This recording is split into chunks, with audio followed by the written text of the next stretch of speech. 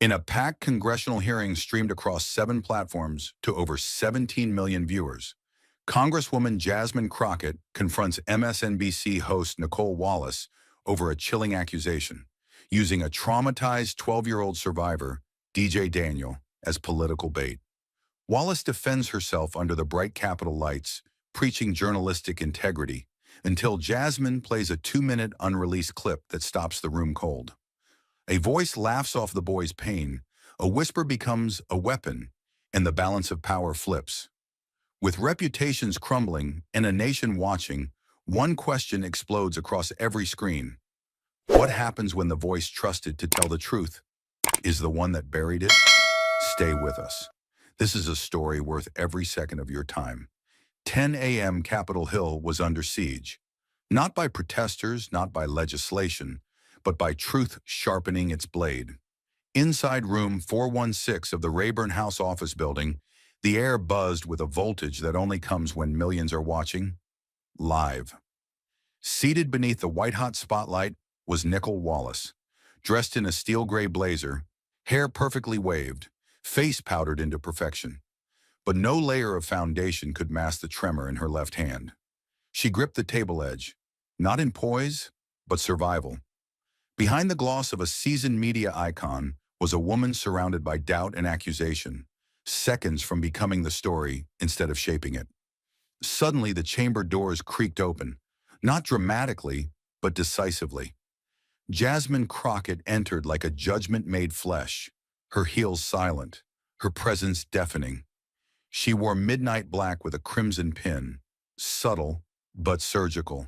Her eyes never once turned toward Wallace. She did not nod. She did not pause.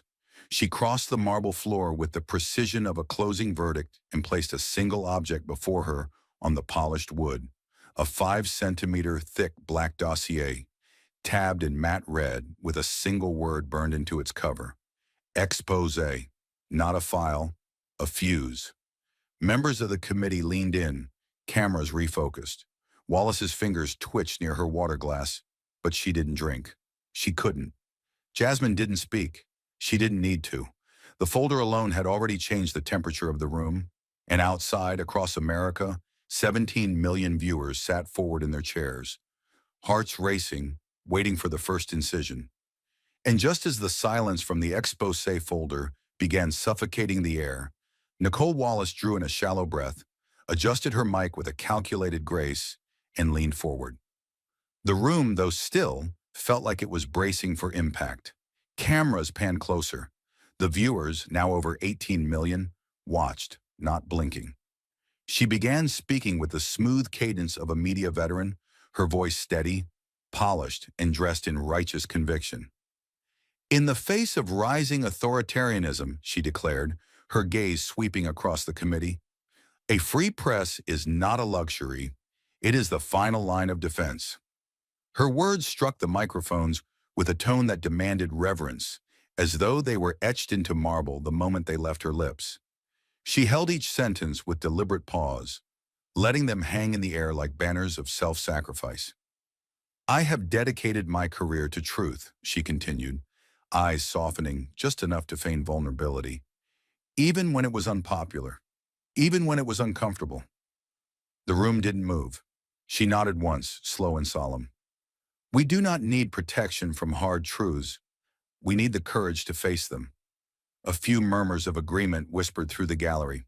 Somewhere in the back, a producer scribbled notes, perhaps thinking this could be salvaged. But Jasmine Crockett remained stone still, arms crossed, face unreadable. She didn't interrupt. She didn't interject. She simply waited until the final syllable of Wallace's speech was drowned by its own echo. Then, without looking up, Jasmine tapped the screen before her with a single finger. One soundless motion. The LED screen behind the witness table flickered, then burst to life. It wasn't dramatized. It wasn't cut with soundtracks or graphics. What played was raw footage, time-stamped, direct from the MSNBC vault. Nicolle Wallace's voice emerged again, but stripped of performance, stripped of intent. It wasn't the polished op-ed style she had just delivered. It was colder, cleaner, more lethal. If this boy, DJ Daniel, ends up like so many officers who took their lives after January 6th. Who's going to tell that story? The words landed like a punch through glass. Audible gasps rippled across the chamber. One of the stenographers dropped her pen. A senior Republican leaned forward, lips parting in disbelief. The room was not just stunned, it was wounded.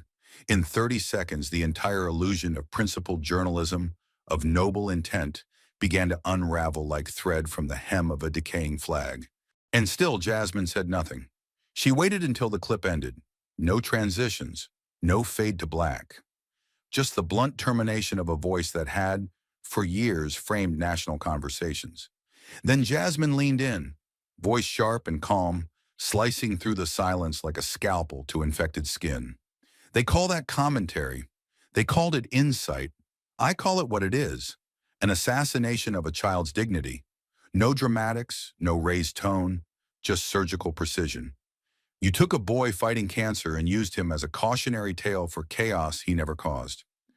Wallace didn't speak. Her eyes flickered, but not with denial, with the weight of something darker, realization. This wasn't journalism, it was projection with a body count. No one moved, not the staffers, not the press. The cameras kept rolling, capturing not just a moment, but an unraveling. And as Jasmine leaned back into her chair, folder unopened, Wallace's opening speech already belonged to another timeline, a version of history that no longer held power in this room. And just when the tension in the room felt like it had reached its peak, when the air itself seemed to cling to Jasmine Crockett's final devastating words about dignity and distortion, something shifted. It wasn't loud, it wasn't dramatic, it was quiet, terrifyingly quiet. Jasmine turned, just slightly, toward the court technician seated at the console, and with a voice that felt colder than the marble beneath their feet, said, "Play Exhibit 12. The lights didn't dim this time. They didn't need to. What followed wasn't visual. It was a sound, a voice, a truth stripped bare of any script, lighting, or spin. A low static crackled through the overhead speakers for half a second. Then came the audio, clean, recorded in a production meeting, time-stamped and verified. "Put his name in the segment?" Nicolle Wallace's voice said, relaxed, amused. Then she laughed. Software-controlled, but unmistakable. The laugh of someone who didn't think anyone else would ever hear it. And then the second sentence fell, like a brick through glass. "Not because he's special, but because the reaction will be." The moment the sentence ended, a jarring beep sounded across the speakers, an FCC standard censor tone. But it was too late. Whatever that final word was, whatever context the editors tried to conceal, its absence only sharpened the cruelty of what remained. The reaction wasn't immediate. It was delayed, like shock before the pain. No one screamed, no one stood. But faces changed. Postures stiffened. Aides stopped typing. Reporters stopped scribbling. Every camera operator instinctively zoomed closer to Wallace's face, hoping for even the smallest crack in the mask. She sat frozen, eyes locked forward, lips pressed in a tight, bloodless line. Her shoulders rose and fell in short, shallow bursts. The flush of embarrassment had long passed. What remained was the pallor of exposure, and not the kind she was used to behind anchor desks and strategic narratives. This was the exposure of motive, of calculation laid bare, the kind no retraction could retract. In that moment, Nicolle Wallace wasn't a respected journalist. She wasn't a political analyst. She wasn't even a defendant. She was something far more dangerous, a figure who had used her platform not for illumination, but for manipulation. Jasmine didn't look at her. She didn't gloat. That would have cheapened the moment. Instead, she remained perfectly still, allowing the silence to do what words could never accomplish. Letting it breathe, letting it linger, letting every soul in that chamber sit with the realization that what had once been dismissed as just media had in fact been methodically engineered impact. And that impact had a name: DJ Daniel, a child, a cancer survivor, a symbol turned into a soundbite, a boy whose suffering was calculated as effective content. The room sat with that knowledge, swallowed it, choked on it, And just when it seemed like the silence might finally break into outrage or defense, a voice, barely audible but sharp as broken glass, sliced through the quiet. She just buried her own career. The words came from the third row. Representative Linda McGraw, Republican of Tennessee. She wasn't speaking to the floor. She wasn't grandstanding. She thought she was whispering. But the microphone at her desk, sensitive and live, picked it up just enough to be caught by the chamber's closed caption stream and splashed across the bottom of every broadcast in real time. And handed Crockett the shovel. Gasps followed, not from the audacity of the comment, but from its brutal accuracy. And as the last echoes of Wallace's recorded voice faded, leaving behind the scorched wreckage of her intent laid bare, Jasmine didn't blink. She didn't turn toward the cameras, nor did she bask in the tidal shift of momentum crashing silently in her favor. Instead, she leaned forward with the patience of someone holding one final match over a house soaked in gasoline. She pressed a small, discreet remote next to her files, and the LED screen behind her changed once more. No flare, no warning. Just a hard cut to a grainy, shadowed figure seated in a sterile room. Their face was obscured with deep pixelation, their voice distorted into a metallic monotone.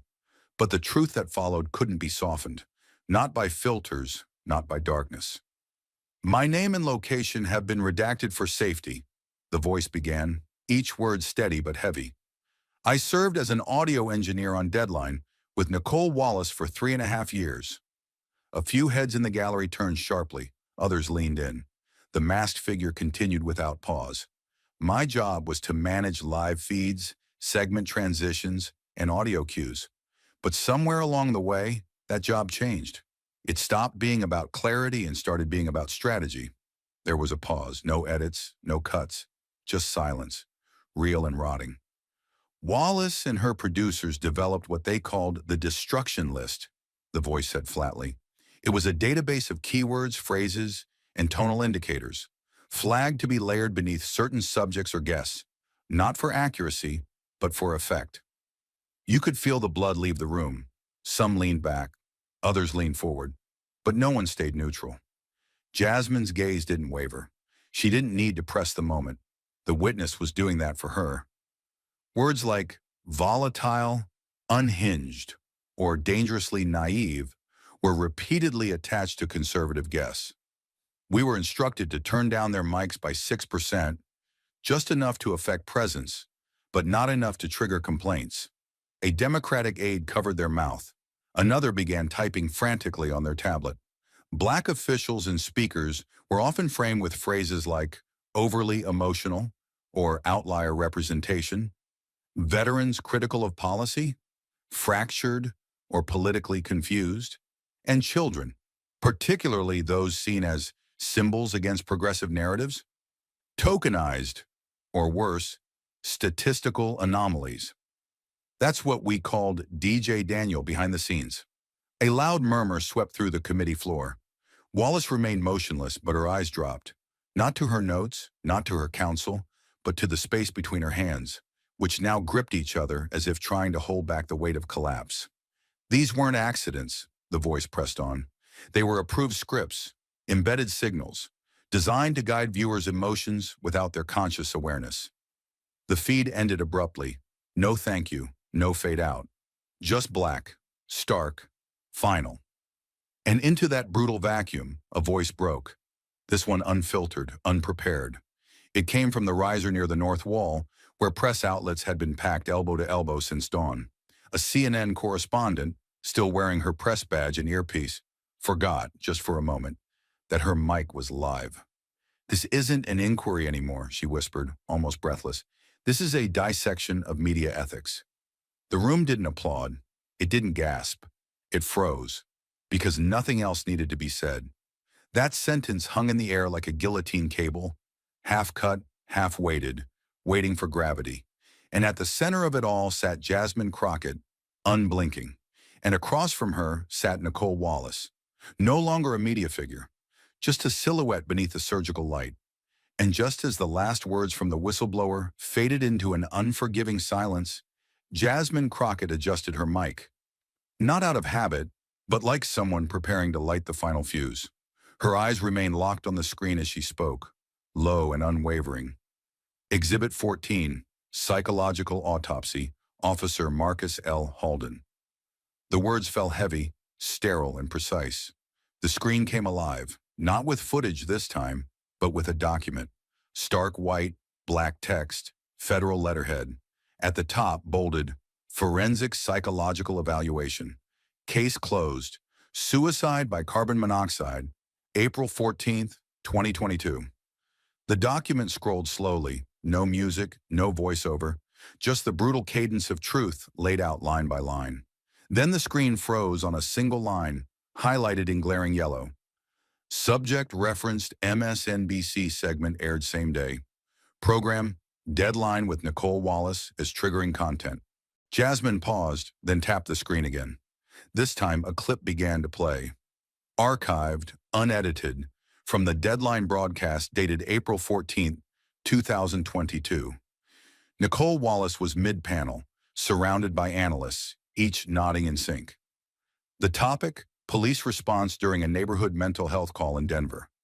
Officer Marcus Halden's body cam footage had surfaced earlier that week, not for misconduct, but simply for review. In the footage, he remained calm, gave repeated verbal de-escalation warnings, and ultimately made no arrest. Yet on air, Wallace offered no such context.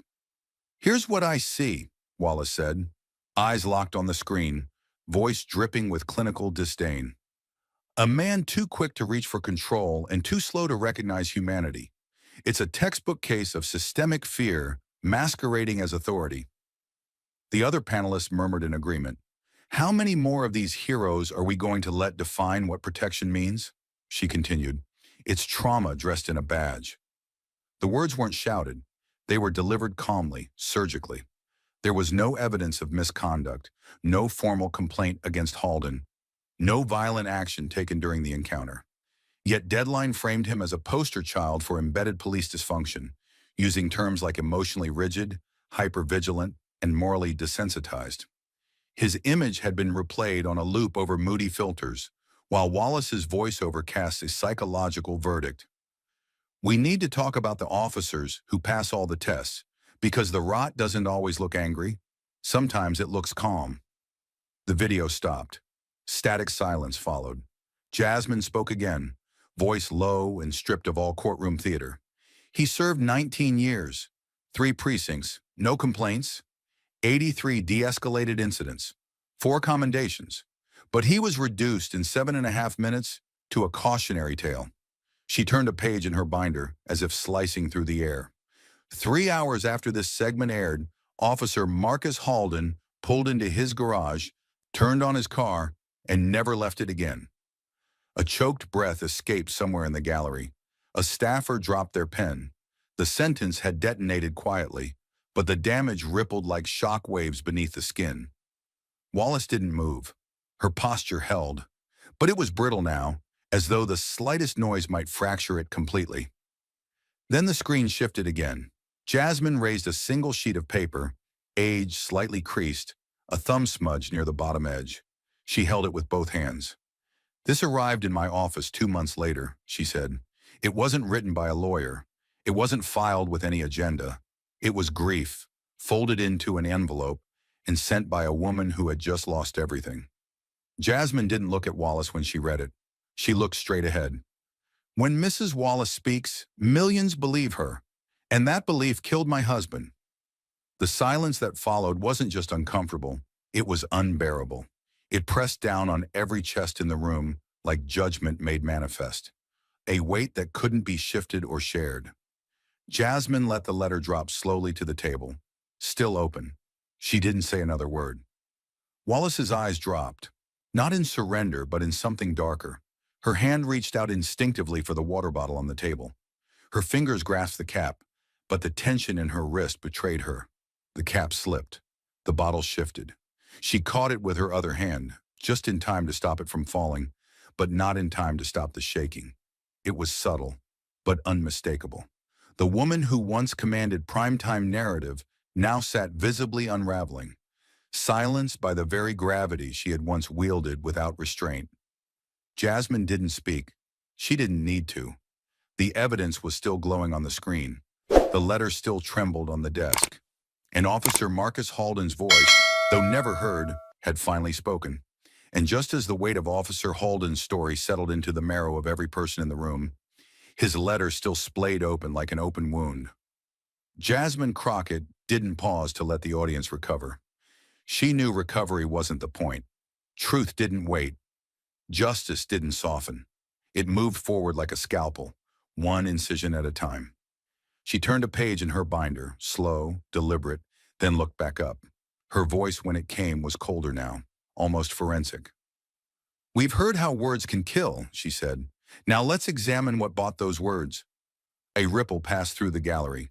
Jasmine pressed a button on her tablet, and the screen behind her flickered to life once more. This time it wasn't a clip, nor a photo, nor a letter. It was a wire transfer confirmation, stark, digital, real. The words at the top of the document read, "Transfer receipt, Civic Source Initiative LLC to Waverly Gate Media Holdings, April 17th, 2022. Below that, amount $600,000, 00 USD memo line. Content expansion, pre-launch, TBP. The initials were unmistakable. TBP, The Best People, Nicolle Wallace's flagship podcast project, announced only days after the DJ Daniel broadcast had gone viral. Jasmine let the numbers sit there, glowing under the soft lights like blood under an ultraviolet scan. "This," she said slowly, "was deposited 3 days after Wallace's nationally televised segment about DJ Daniel, a child fighting brain cancer who by then had become a political lightning rod. Not because he wanted to, but because someone saw value in making him one." She tapped her screen again. The wire receipt was replaced by an email. The header read, "Subject, Narrative Leverage, Reaction Metrics. Post 5, 1-4 segment." The date matched the wire. The sender, a strategic advisor from the Civic Source Initiative. The recipient, an executive from Wallace's media production partner. No names had been redacted. Jasmine had made sure of that. And then, in the body of the email, highlighted in yellow, just one sentence. A sentence that no spin, no press team, no pre-written apology could explain away. "If Wallace still has shock power, tell her to target something sacred to the other side." A symbol. That boy is perfect. The oxygen in the room disappeared. There were no gasps this time, no outbursts, just stillness, pure graveyard stillness. It wasn't just the content of the sentence. It was its precision, the chilling awareness. The coldness of that boy is perfect. As if DJ Daniel were a thumbnail, a data point, a PR move instead of a living, breathing child with a port in his chest and hospital wristbands still collecting on his nightstand. This wasn't just editorial recklessness. It was market-tested cruelty, and it had been bankrolled. $600,000 worth. Jasmine didn't speak for a moment. She let the words hang, corrosive and undeniable, before continuing in a tone stripped of everything but truth. This wasn't about outrage. It wasn't about telling hard stories. It was about triggering maximum engagement, high emotion, high shareability. Because pain sells, and DJ Daniel was seen not as a boy, but as bait. She turned to the committee, and that transaction, backed by a political influence network, routed through shell media groups, buried under layers of consulting firms, was made to support a podcast that hadn't even aired an episode yet, but the script had already been written. The message had already been paid for. Jasmine paused again and looked down briefly, then back up, eyes razor sharp. "It is important to say for the record that The Best People was never marketed as political," she continued. "It was branded as a human interest series, a conversation podcast, a place, quote, where truth meets kindness."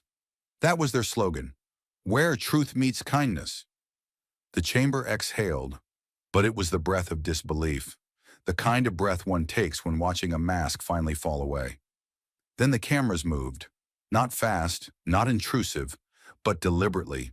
They rotated slowly until they centered once more on Nicolle Wallace's face. The same face that had once commanded Sunday panels, morning briefings, primetime specials. But now that face had changed. It wasn't simply pale, it was ashen. Her lips were parted slightly, caught somewhere between confusion and collapse. Her eyes didn't rise to the screen, nor to Jasmine. They flicked between her water bottle, her lap, and the blank surface of the desk, as if any one of them might offer a way out. But there was no way out. Her right hand reached instinctively toward her papers. Her fingers touched the corner, then withdrew. Not in hesitation, but in retreat. Her composure had become a thin film, visible but no longer intact. The woman who had once owned the narrative was now a passenger inside someone else's. One she hadn't written, one she couldn't spin. She didn't speak. She didn't blink. She didn't reach for the mic, because there was nothing left to say. And Jasmine Crockett? She didn't raise her voice. She didn't smirk. She simply folded her hands in front of her and said the quiet part out loud. You weren't reporting, Mrs. Wallace. You were executing a business model with a child in the crosshairs. And with that, the transfer, the email, and the mask were all officially documented, under oath, on screen, and across every platform in America.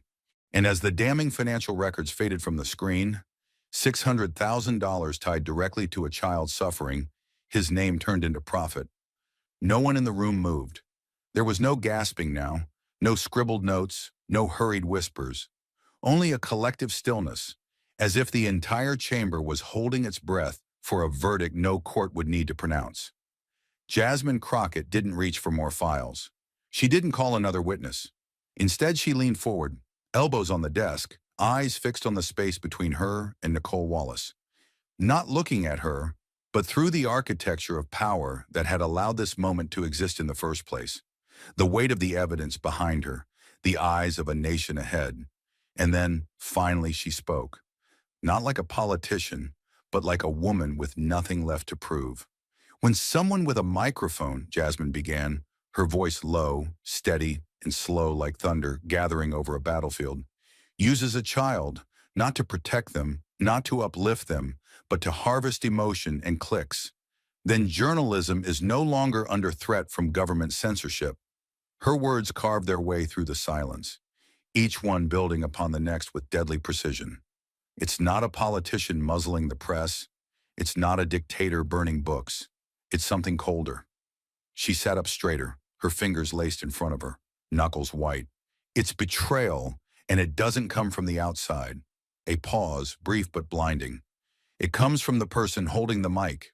The statement cracked through the room like a whip, and yet it wasn't shouted. It didn't need to be.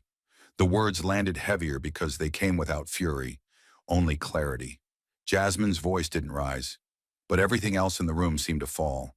The illusion of moral high ground, the echo of media immunity, the myth that power cloaked in concern couldn't still be power weaponized. Jasmine held the gaze of the audience, of the lawmakers, of every screen still tuned in. She let the silence that followed speak just as loudly as her statement.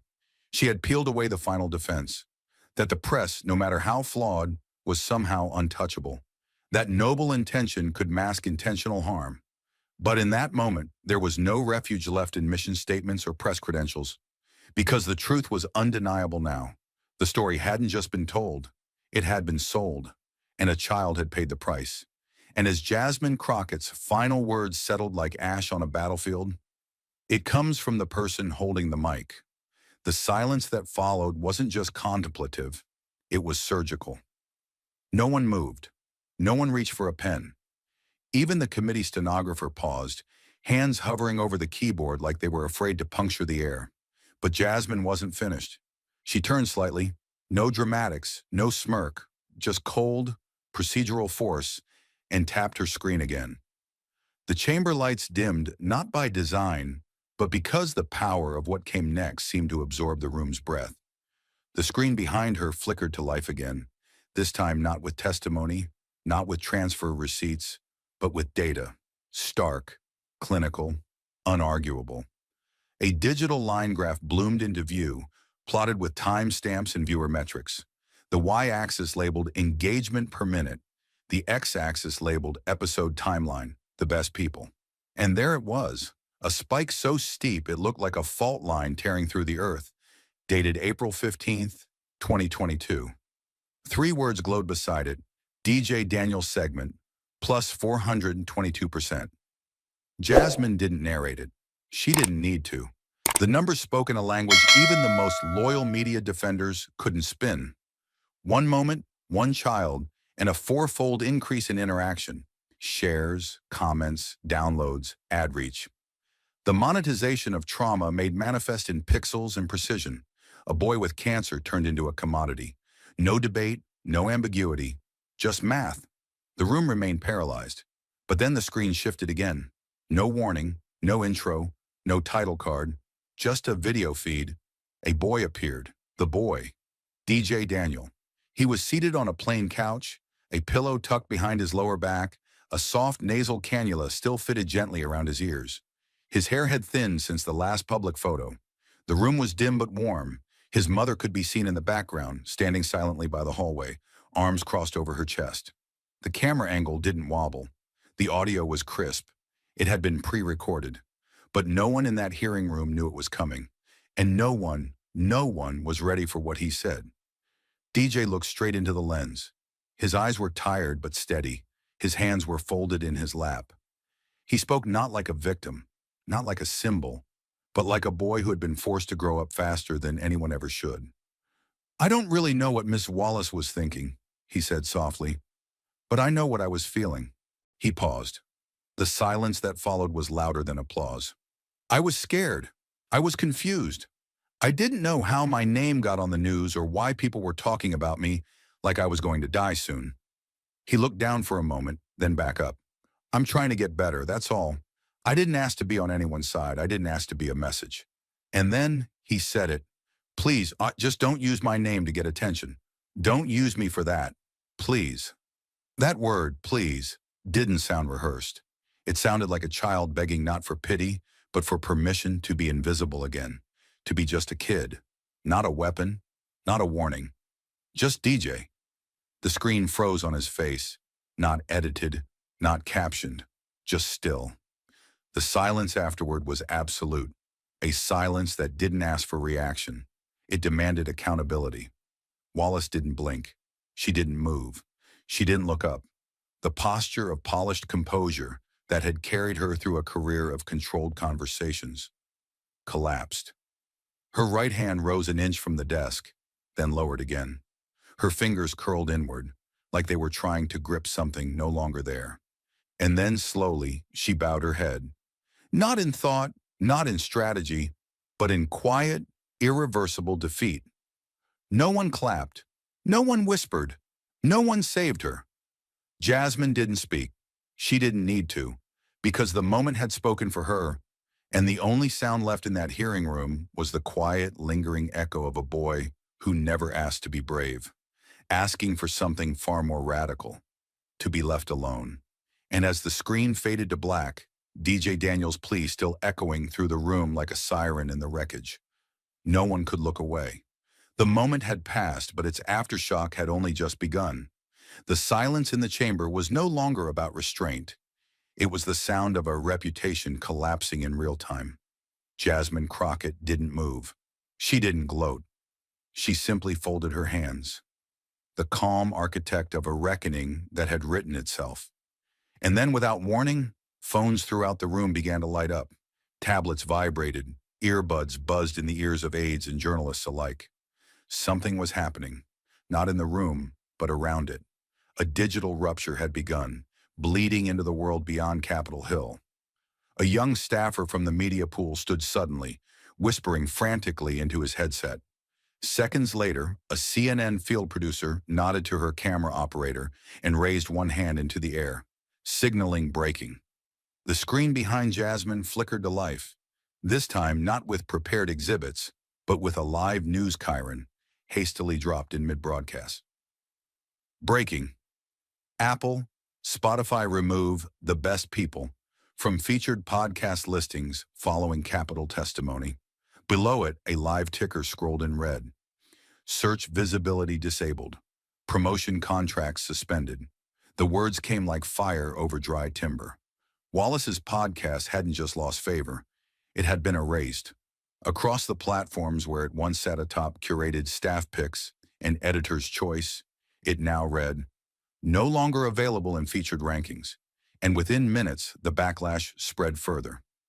Public forums flooded with screenshots of the removal, former subscribers voicing betrayal, influencers and critics from both political ends posting the same word, unforgivable. Wallace didn't react, not externally, but her hands, so still just minutes before, began to move. Small, nervous gestures, a twitch in her left index finger, a subtle rub of the thumbnail against her wedding ring. She was listening, she was absorbing, and the silence around her had begun to feel like isolation. Then the second shoe dropped. A White House communications staffer entered the chamber from the west door, handing a folded note to one of the senior Judiciary Committee members. The message was read, silently, before being passed to Jasmine. She didn't read it aloud. She didn't need to. The screen behind her updated once more, this time with a bold headline from Politico. White House cancels meeting with Nicolle Wallace on public trust in media, citing incompatibility of values. The subtext screamed louder than any official press release. A conversation about ethics could not include someone who had just been nationally exposed for violating them. And for Wallace, that was more than a scheduling conflict. It was exile.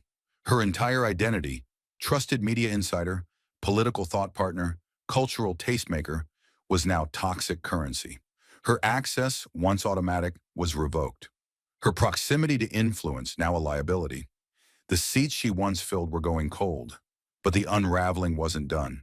From the press box, a Bloomberg journalist raised her phone, quoting a new statement just released by Arcturus Equity Group, one of the podcast's largest financial backers.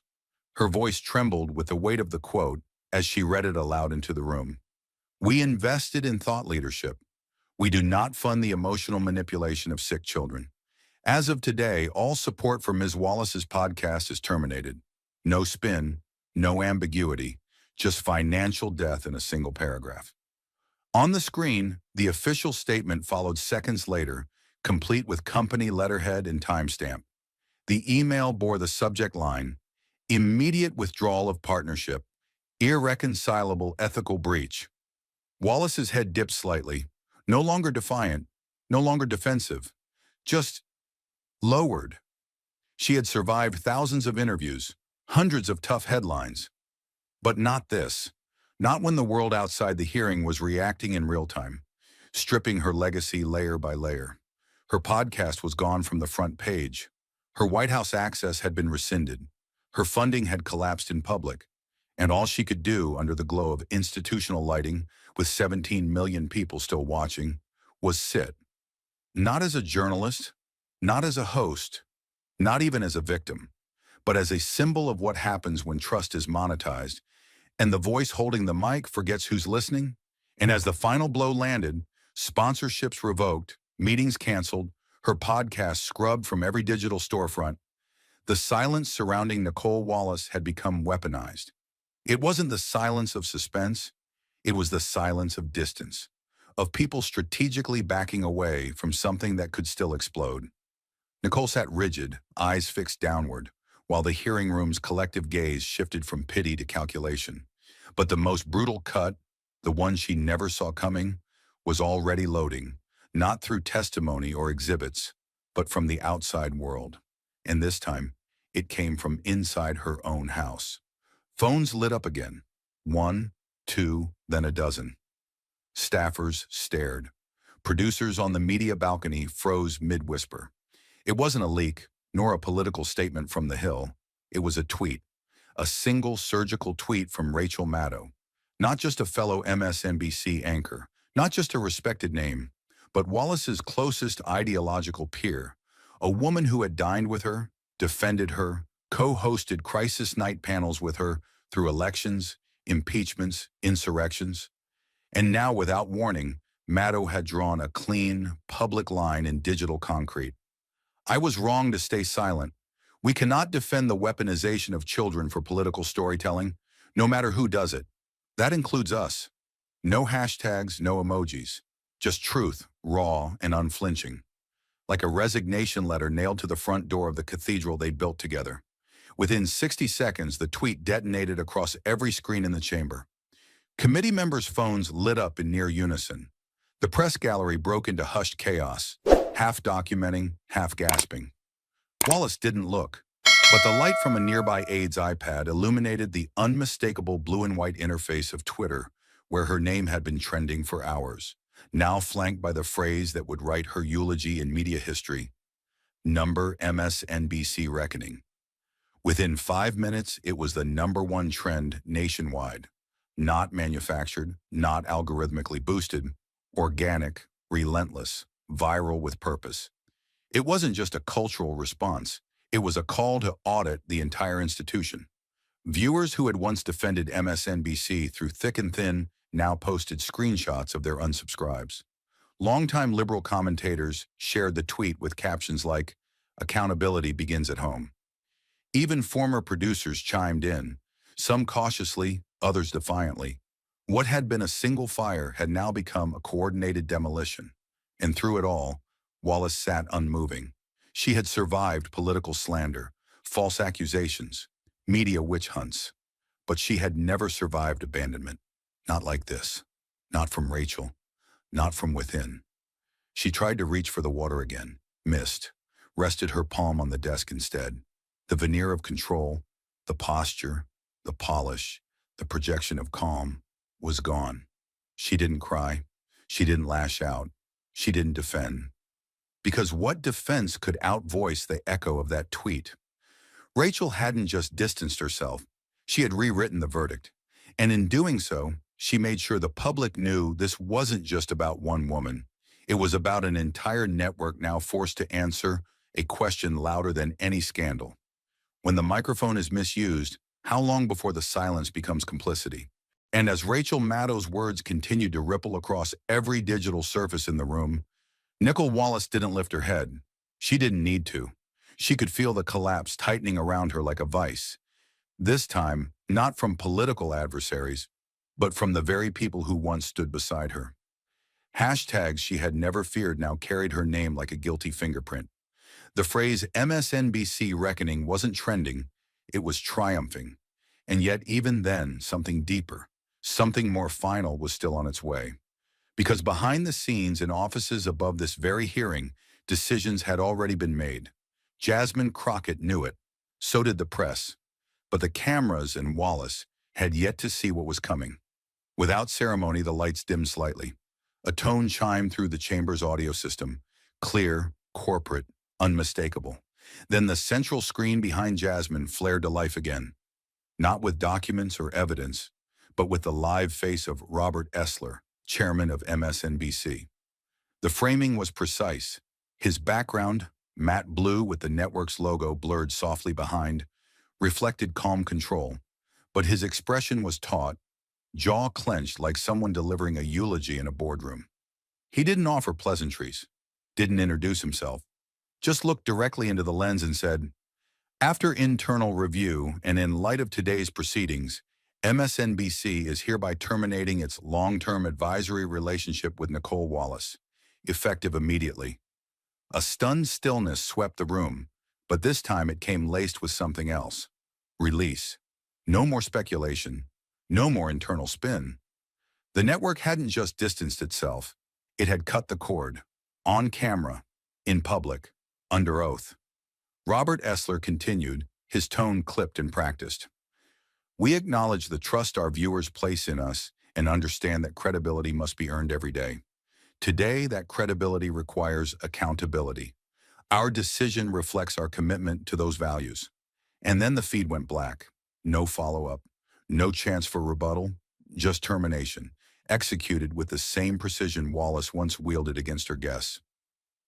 Before the room could recalibrate, it happened. A voice rang out. Not from the dais, not from a journalist, but from the gallery. A man in his late 50s, dressed in a faded veteran's jacket, rose to his feet. He didn't ask permission. He didn't wait to be recognized. He simply stood and shouted, "That should have happened last year." Gasps followed, not because of what he said, but because of how many agreed. Heads turned. Cameras shifted. A ripple of nods moved through the gallery like a current catching dry brush. Someone in the second row clapped once. Instinctive, not performative. Then immediately stopped, aware of the gravity. But the sound had been made. The seal had been broken. Wallace sat frozen, eyes now wide but unfocused. Her body didn't react to the outburst, but her face, drained of color, jaw slightly slack, made one thing devastatingly clear. She had expected this moment eventually. She just hadn't expected it here. The attention turned to Jasmine, and she didn't miss a beat. She didn't rise. She didn't lift her voice. She simply leaned forward, eyes calm, words exact, and delivered the final blow, not in rage, but with the force of history clearing its throat. "Sometimes," she said, voice smooth like polished stone, "silence is complicity. But today, truth holds the mic." The room didn't cheer. It didn't need to. The impact didn't call for applause. It called for acknowledgement. And what Jasmine had done in that moment was more than prosecution. It was exorcism. She had taken a platform once built to tell stories and reminded the world that when it's used to exploit the voiceless, it no longer deserves to exist unchallenged. Wallace didn't lift her head again, not to respond, not to defend, because there was nothing left to say. Her mic was off. And as Jasmine Crockett's final words, "Today, truth holds the mic," echoed across the chamber like the closing line of a verdict no court could overturn, the weight of the entire hearing seemed to descend upon Nicolle Wallace's shoulders all at once. The room no longer looked at her as a commentator, a journalist, or even a political casualty. She was now something far more haunting, a monument to what happens when credibility is weaponized and conscience is outsourced. Slowly, mechanically, she gathered her papers, though there was nothing left to say, nothing left to defend. Her hands moved more out of ritual than necessity, as if completing a gesture she had performed 1,000 times on studio sets where the power was hers. But here under these lights, that familiarity had turned into futility. She stood up slowly, deliberately, and began her walk toward the exit. The cameras followed her like shadows made of glass. They didn't zoom. They hovered, smooth, clinical, unblinking, capturing not drama, but consequence. Her heels struck the marble in a rhythm that no longer sounded confident, but hollow. The exit sign glowed red at the end of the aisle, a cruel irony. The only light that offered her escape was one she didn't control. And then came the flash. Not one. Hundreds. A wall of lightning erupting as soon as she crossed the threshold of the press perimeter. Journalists didn't shout. No one barked questions. The silence had become its own kind of punishment, a rejection louder than any headline. She kept walking. Not once did she lift her head. But then, without warning, she passed him. He wasn't seated on the dais. He wasn't in a headline. He wasn't behind a microphone. He was in the aisle. DJ Daniel, the boy at the center of it all, the one whose name had been dragged across airwaves, commodified, distorted, and defended by people who never once asked him to speak. He had entered the hearing late, escorted quietly by his mother and a Capitol staffer, positioned respectfully in the second row, away from the spectacle. But now as Wallace walked past, the moment crystallized into something no scriptwriter could have staged. He stood. He didn't say a word. He didn't reach out. He simply stood, face pale but composed, and looked up at her. Not with hatred, not with victory, but with something far heavier. Disappointment. And Wallace could not meet his gaze. Her eyes flicked toward him for a breath, then fell instantly to the floor, like glass retreating from a flame. Her lips twitched, her throat tensed. But no apology came. No words at all. She moved past him like he was part of the marble. But DJ didn't sit down. Instead, with hands that trembled slightly, he reached into the front pocket of his hoodie and pulled out a folded piece of paper. Crumpled, softened by repeated folding. Carefully, he made his way down the aisle, the room parting gently for him, like the sea bowing to a deeper current. He stepped onto the carpeted incline toward the dais, where Jasmine still sat, silent, centered, watching it unfold with quiet, unspeakable gravity. When DJ reached her, he didn't speak immediately. He simply handed her the note, handwritten in blue ink, blocky and earnest. Jasmine unfolded it, reading as the cameras rolled, capturing every second. DJ's voice, when it came, was barely above a whisper, but somehow it cut through the oxygen like a blade of sunlight through storm clouds. Thank you for fighting for kids who don't get microphones. The room didn't move. A single tear rolled down Jasmine's cheek. She didn't wipe it away, because this moment, this boy, wasn't about optics. It wasn't a segment. It wasn't a rating spike. It was the one voice that had been used, stolen, repurposed, and finally, restored. And for the first time in hours, Nicolle Wallace was no longer the focal point of the room. DJ Daniel was. And this time, he wasn't a story. He was the author. And as DJ Daniel's quiet, defiant moment with Jasmine came to an end, his note clutched tightly in her hand, his words still lingering in the air like the aftermath of a lightning strike, the room seemed to hold its breath, unsure whether to applaud or grieve. Jasmine turned back toward the dais, but she didn't sit. She stood there, hands steady, face unreadable. Then, without speaking, she gestured to the lead technician. One last clip, her eyes seemed to say. One more truth to honor before the curtain could fall. The technician nodded, and the lights dimmed for the final time. The screen behind the dais flared to life. Not in dramatic color, not with flashy graphics, but in soft, muted lighting. It was DJ Daniel again, but this time he was seated in a simple studio, framed in a way that allowed no distractions. There were no Chiron banners, no scrolling hashtags, no performance polish. Just a boy, a survivor, a human being stripped of media packaging. His hoodie was zipped up halfway, his eyes clear and unwavering. There were visible bandage marks at the bend of one arm, where an IV had likely sat. His voice, when he began, was quiet, quieter than the previous clip. But what it lacked in volume, it carried in moral gravity. She thought I was a gimmick, DJ said, not with spite, but with an exhaustion deeper than most adults would understand. But I'm a real person. I have doctors, I have scars, I have bad days. Some days I can't walk without help. Some nights I throw up for hours after treatment. He paused, eyes blinking slowly. But I still try to go to school. I still read comic books. I still laugh when my dog jumps on the couch, even when he's not supposed to. I'm not a message, he continued. I'm not a segment. I'm not a number on a chart or a way to win an argument. His eyes narrowed slightly, not in anger, but in truth. I'm just trying to live. Then came the final line, the one that would sear itself into the country's conscience. Thank you, Congress, for proving that I'm not a thing, I'm a someone. The screen went black, not a fade, not a transition, just an abrupt, surgical stop, like the closing of a book that no one realized was nonfiction until the last page. The silence that followed wasn't stunned, it was stricken. Even the most cynical reporters in the press box sat with their heads lowered, thumbs still, phones forgotten. The collective weight of what had just been said, and who had said it, made even the room's marble columns seem suddenly fragile. Nicolle Wallace, seated now in the far corner, didn't shift. She didn't raise her head. She didn't cry, but she seemed smaller. Not just defeated, dismantled. And then the outside world responded. Within 60 seconds of the clip ending, DJ Daniel's name was the #1 trending topic across every major social platform. But it wasn't just his name. Hashtags like #not a gimmick, #I am someone, and #truth has the mic ignited a wildfire across the digital landscape.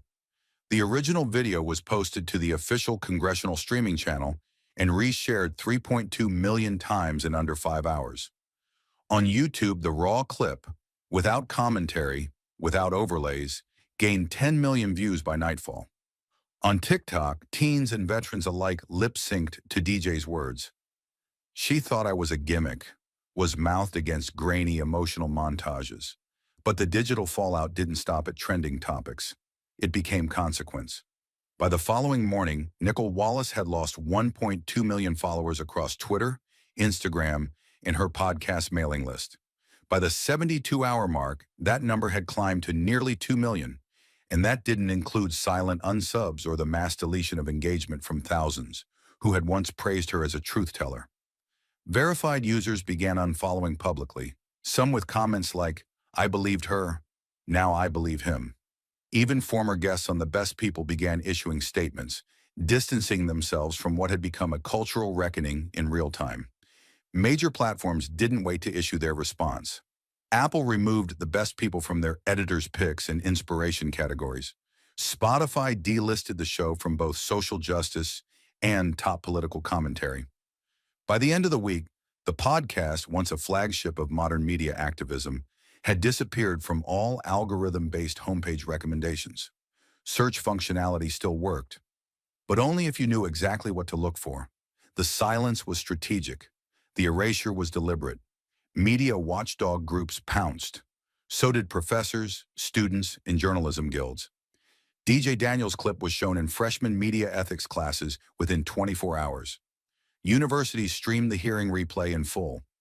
News programs, liberal and conservative alike, ran split-screen commentary, not debating if Wallace had gone too far, but asking how the industry let it happen at all. For Wallace, it was a collapse no PR team could reverse. But for the nation, it was something bigger. Because what had begun as a hearing about one voice had become a referendum on all of them. A searing, unfiltered confrontation between access and abuse, between influence and accountability. And in the wreckage of it all, one truth stood. This wasn't just about Nicolle Wallace. It was about every institution that had forgotten what power was supposed to be for. It was about the journalists who had once promised to speak truth to power and had instead spoken on behalf of it, until that very truth came for them. It was about the producers, the bookers, the strategists, the panels who viewed human suffering as narrative fuel and trauma as leverage. It was about a boy who had fought to survive something that could kill him, and then had to survive being reduced to a rhetorical device on national television. It was about the microphone and who gets to hold it. And on that day, for the first time in a very long time, the microphone belonged not to power, but to someone it had once tried to erase.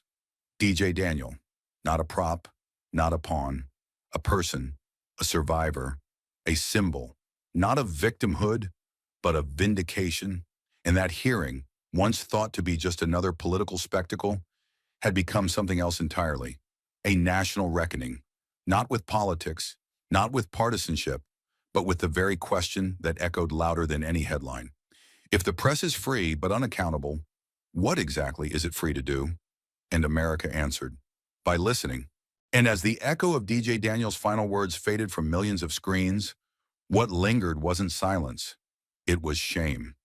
Not the loud performative kind that fades when cameras cut, but the raw, aching realization of a nation forced to re-examine the stories it tells and the pain it profits from. This wasn't a political victory. There were no applause breaks, no confetti, just the deep collective stillness that comes when people finally see the cost of their indifference. And from that stillness, a reckoning began, not in courtrooms, not in studios, but in the conscience of a country. That was the moment Jasmine Crockett walked alone down the marble corridor, the hearing now behind her, the echoes of exposed truths still trailing in her wake. Her heels clicked, but not like a victor's, like someone carrying weight she didn't ask for. Journalists tried to speak to her. Cameramen flinched, unsure if they were capturing redemption or tragedy. She said nothing. The paper DJ gave her was folded in her palm, her grip tightening every time another flashbulb exploded in her face. To some, this was justice, but to her, it was heartbreak wearing the mask of accountability. And maybe that's what made it matter, because in the weeks that followed, people didn't just talk about the scandal. They talked about the boy. They talked about the system that let his name be weaponized, about the silence that followed when it should have been rage, and about the line that had quietly been crossed in American media, where the truth wasn't something you earned, but something you edited. Across campuses, professors asked new questions. What does freedom of the press mean when it shields cruelty? Who holds the microphone, and who gets cut in post-production? In hospitals, young cancer patients were shown the clip of DJ Daniel not to inspire pity, but to teach resilience. He didn't just survive, one doctor told a class of interns. He reminded the world why some stories should never be treated as strategy. And in newsrooms, those temples of curated objectivity, reporters stared longer at their scripts. They paused before reducing someone to a label. Whisper networks emerged, quietly exposing other anchors, producers, hosts who had used pain as currency and children as spectacle. For every Wallace, there were others. Jasmine hadn't lit the match. She had simply refused to look away once the fire started. The deeper lesson, though, came not from Congress or commentary. It came from DJ himself, the boy who wasn't supposed to speak, the child some believed was too sick, too young, too uninformed to understand media manipulation, and yet it was his voice, steady, small, unflinching, that cut through America's noise like a scalpel. "I'm not a message, I'm a someone." That single sentence now hung in classrooms. It appeared in national editorials. It was spray-painted on walls and quoted at rallies, not as a viral moment, but as a reminder. When we use children to fight ideological battles, we don't win. We fracture what's sacred. Still, not everyone learned. A popular cable panel tried to run a counter-segment, painting Jasmine as overly emotional and accusing her of using DJ as a prop herself. But within minutes, viewers turned off. Hashtags flooded in defense. Chak protect DJ, Chak Jasmine stood alone, Chak truth has no party. Even some conservative hosts, long at odds with Crockett politically, admitted on air, that wasn't a gotcha moment. That was a gut check moment. For a rare, fragile window in American life, the outrage paused, and reflection took its place. But Jasmine, she didn't rest. In the following days, she met with parents of other exploited minors, families whose children had been dragged into the media spotlight without consent, used as clickbait or campaign fodder. A mother of a school shooting survivor sobbed into Jasmine's shoulder, whispering, "They edited out her tears to make her look aggressive." Jasmine didn't promise reform. She didn't offer platitudes. She just listened. And then she fought again. Legislation followed. The Protect Minor Voices Act was drafted in collaboration with child psychologists, ethics professors, and journalists with spotless records. It didn't seek to censor. It sought to shield, to create an ethical firewall between minor trauma and media ratings. And while some networks pushed back, claiming it infringed on press freedom, it was DJ Daniel who wrote the foreword to the bill's summary. "You can still tell stories," he wrote. "Just don't forget that the people in them are people." That sentence was read aloud on the House floor. And when it passed with bipartisan support, reporters didn't rush for sound bites. They turned their cameras quietly to the gallery, where DJ Daniel sat with his father, one hand on his IV port, the other gripping the same folded note he once gave Jasmine. The bill wasn't the end. It was the beginning of media introspection. Networks issued new guidelines on featuring children. Advocacy groups launched watchdogs to monitor real-time broadcasts for ethical violations. Even Wallace's former employer, MSNBC, released a formal apology, not just for the incident, but for the culture that allowed it. "We mistook proximity for virtue," the statement read. "And in doing so, we betrayed our own standards." But Jasmine never gloated. In every interview she gave afterward, she downplayed her role. "This isn't about me," she said. "It's about DJ. It's about truth. It's about not letting microphones become weapons."